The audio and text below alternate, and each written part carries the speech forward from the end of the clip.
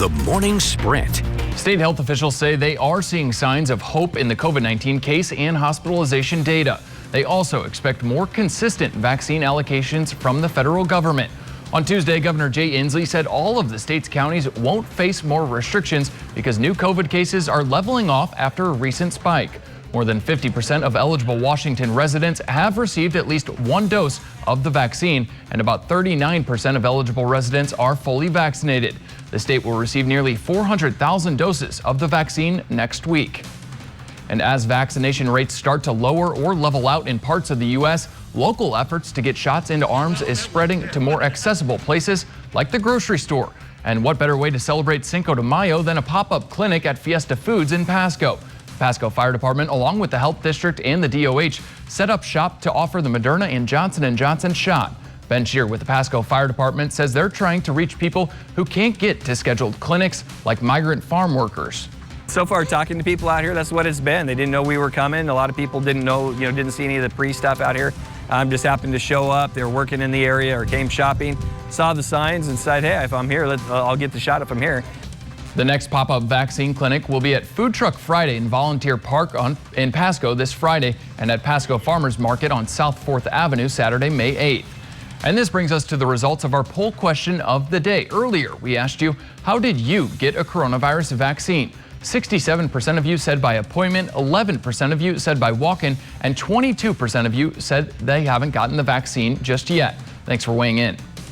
In Oregon, more than a dozen counties are still in extreme risk, which means restaurants aren't allowed to let anyone inside. In the Portland area, that means many people are crossing the Columbia River to have dinner in Vancouver.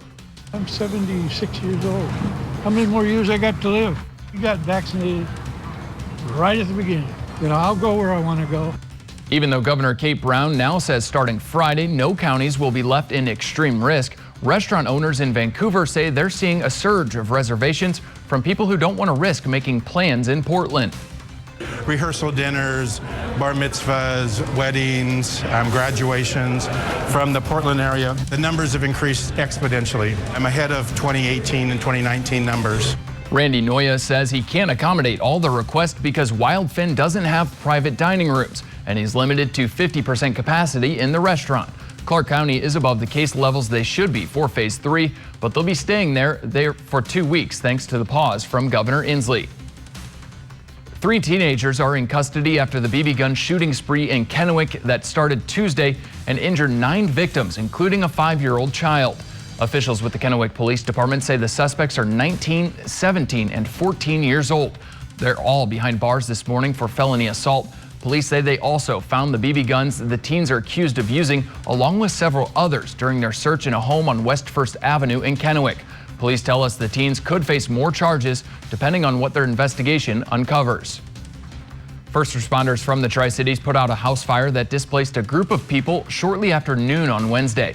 Flames were seen from a vent above the kitchen area and smoke rising from the attic space. There were 6 people inside the building at the time of the fire, and they were able to get out safely.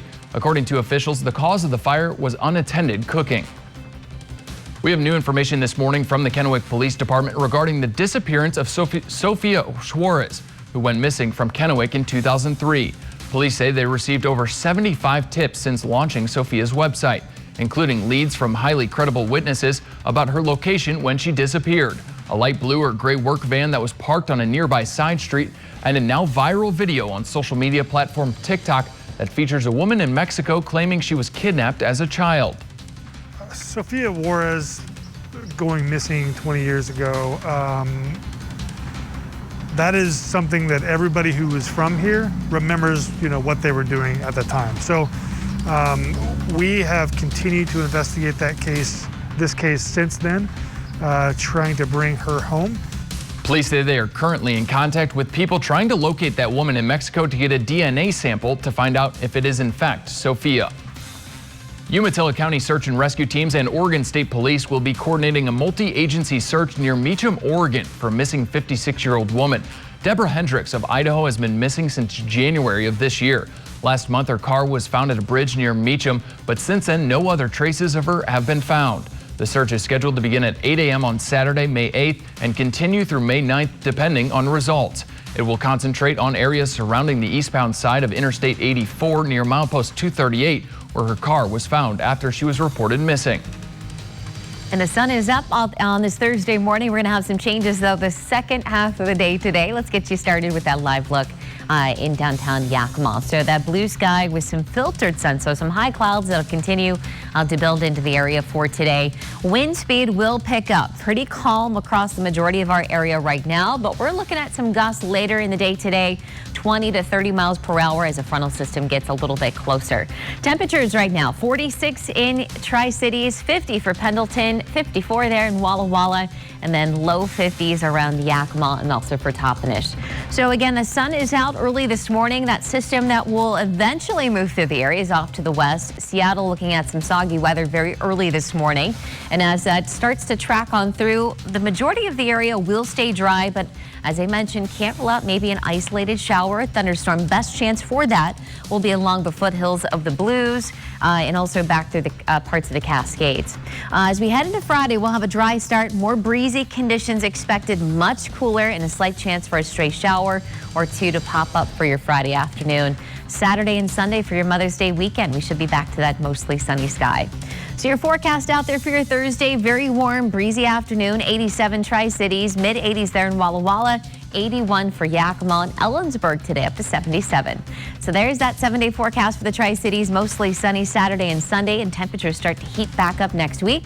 And then your 7-day forecast for Yakima, also looking at that sunshine over the weekend. We're going to be back up into the upper 60s over the weekend. Thanks, Kristen. Thanks for waking up with us and watching Good Morning Northwest. GMA is next. KapKV Local News is always on at yaktranews.com.